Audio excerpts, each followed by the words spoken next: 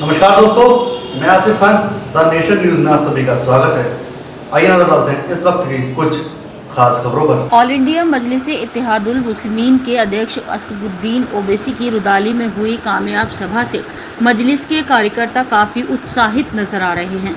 मंगलवार को जब असदुद्दीन ओवैसी रुदाली स्थित सभा स्थल पहुंचे तो वहां उपस्थित नौजवानों की दीवानगी देखते ही बन रही थी। हर कोई ओवैसी की एक झलक पाने को बेताब नजर आ रहा था। रुदौली विधानसभा की सीमा में जब ओवैसी ने प्रवेश किया तो सैकड़ों की संख्या में लोग रानीमऊ चौराहा पहुंचकर उनके स्वागत में लगे रहे। प्रत्येक राजनीतिक दलों के नेताओं की नजरें रुदौली में हुई असदुद्दीन की सभा में लगी थी। वैसे तो अब तक पिछले कई चुनावों में विभिन्न राजनीतिक दलों ने पैसे और संसाधनों के बल पर बड़ी जनसभाएं की हैं, लेकिन मंगलवार को हुई सभा की बात कुछ दूसरी ही थी। मंगलवार को हुई ओवैसी की सभा में लोग अपने अपने साधनों से पहुंचकर काफी अकीदत और श्रद्धा से ओवैसी के विचारों को सुन रहे थे। ओवैसी ने अपने चिर परिचित अंदाज में अपने चाहने वालों को निराश नहीं किया। जैसे ही उन्होंने बोलना शुरू किया, नारे और तालियों से सभा स्थल गूंज उठा। ओवैसी ने भाजपा सरकार पर तंज कसते हुए कहा कि भाजपा को अफगानिस्तान की लड़कियों की तो चिंता है, लेकिन हिंदुस्तान की महिलाओं की चिंता नहीं है। आमतौर पर भड़काऊ भाषण के लिए मशहूर ओवैसी ने जनता के बीच ज्वलंत मुद्दे भी उठाए। कई सालों से रुदौली में बन रहे ओवरब्रिज के अब तक अपूर्ण होने के लिए भाजपा सरकार के साथ साथ उन्होंने सपा को भी दोषी ठहराया। इसके अलावा उन्होंने रुदौली की कई समस्याओं को भी सिलसिलेवार गिनाया। ओवैसी सपा पर भी हमला करने से नहीं चुके। उन्होंने कहा कि प्रदेश में 19% मुसलमान होने के बाद भी जब सपा की हुकूमत बनती है तो मुख्यमंत्री 10% वाले ही बनाए जाते हैं। मुसलमानों को चपरासी की नौकरी भी नहीं मिलती। उनके भाषण से तो भाजपा को जहां ऑक्सीजन मिल रहा था, वहीं प्रमुख विपक्षी दल समाजवादी पार्टी के सीने पर जैसे सांप लौट रहा था। सपा को इस बात का भी एहसास है कि यदि ये भीड़ कहीं वोटों में तब्दील हो गई तो सपा का खेल भी बिगड़ सकता है। ओवैसी की सभा से जहां भाजपा की बाँछें खिली हुई हैं, वहीं सपा के अंदर काफ़ी बेचैनी नजर आ रही है। राष्ट्रीय सहारा ने ओवैसी की सभा में पहुंचे कई युवाओं से बात की तो उनका कहना था कि अन्य राजनीतिक दलों ने हमेशा भाजपा से डराकर हम लोगों से वोट हासिल किया, लेकिन इस बार ऐसा नहीं होगा। हम अब किसी का वोट बैंक नहीं बनेंगे, बल्कि अब हमें अपना अधिकार चाहिए और ये अधिकार तभी मिलेगा जब हम ऑल इंडिया मजलिस इत्तेहादुल मुस्लिमीन मजबूत होगी। बहरहाल अभी तो विधानसभा चुनाव में करीब 6 माह का समय बाकी है। राजनीतिक ऊंट किस कर बट बैठेगा ये तो चुनाव के बाद ही पता चलेगा, लेकिन सच तो ये है कि इस बार AIMIM का आधार बढ़ गया है।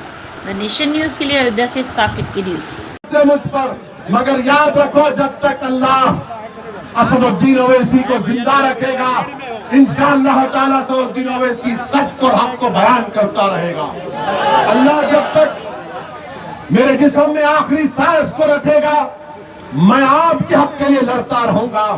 मुझे नहीं मालूम कि मेरी जिंदगी का चिराग कब गुल हो जाए, मगर रुदौली के नौजवानों, उत्तर प्रदेश के गयूर नौजवानों, उत्तर प्रदेश के मेरी इज्जतदार माँ और बहनों, कौम और मिल्लत के जिम्मेदारों, मैं तुमसे भीख मांगने आया हूं, मुत्तहिद हो जाओ। आज तुमको मुत्तहिद होना है। ये फैजाबाद अयोध्या है।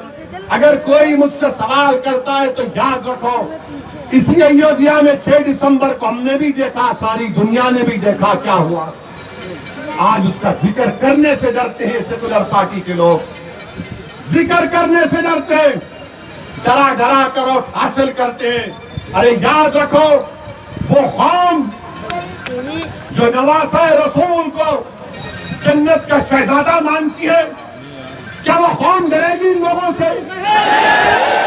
क्या तुम डरोगे इन लोगों से? इंसान से नहीं डरना, सिर्फ रब्बे कायनात से डरने का हुक्म सिखाया गया।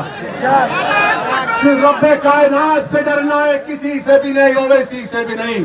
अगर ओवैसी की जबान से अगर सच निकल रहा है तो उस पर गौर करो, उस पर गौर करो। अगर गलत है तो कोई बात नहीं, अगर सच है तो उसको कबूल करो।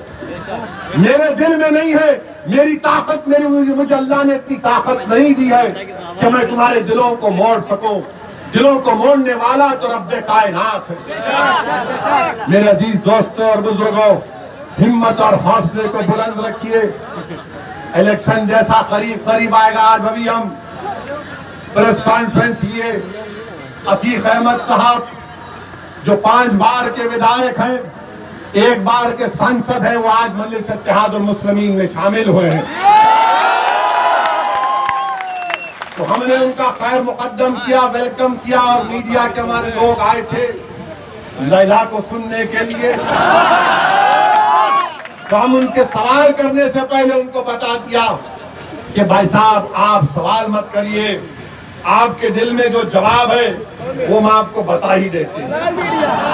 हमने उनसे कहा कि बीजेपी उत्तर प्रदेश के जो एमएलए हैं 37% बीजेपी के एमएलए के ऊपर क्रिमिनल केसेस है।